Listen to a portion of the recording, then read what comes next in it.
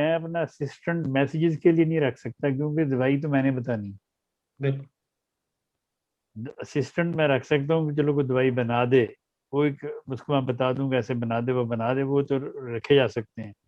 लेकिन किसी पेशेंट को दवाई बताना या उसका नुस्खा देना, वो तो मैं नहीं देना। वो ज़ाहिर है मैं ही मैसेज पढ़ सकता हूँ, मैं ही वो जवाब दे सकता हूँ। बिल्कुल ऐसे ही। इसलिए मेरी ये मुश्किल है।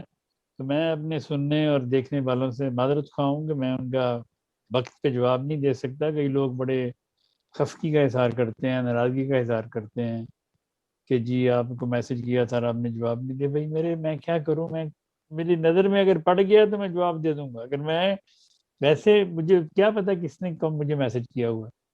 अभी आप ही को पता है, आपका मुझे सुबह का कहीं फ़ोन आया हुआ है, बिल्कुल। हाँ जी। मैंने देखा ही नहीं, मुझे पता ही नहीं। तो जब आपने मुझे फ़ोन करके कहा कि मैंने फ़ोन किया, फिर मैंने देखा।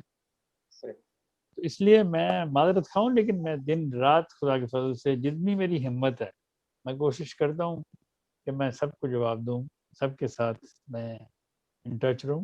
लेकिन अल्लाह ताला तौफीक दे मुझे भी, आमीन। जितनी तौफीक दे रहा है मैं कर रहा हूँ और करता रहूंगा इंशाल्लाह। इंशाल्लाह। ये मैं इसलिए कह रहा हूँ कि लोग मेरे लिए दुआ करें कि अल्लाह ताला मेरी तौफीक में बरकत दे, मेरी हिम्मत में बरकत दे, मुझे मजीद ताकत दे कि मैं लोगों को ज़्यादा से ज़्यादा मैं जवाब दे सकूँ।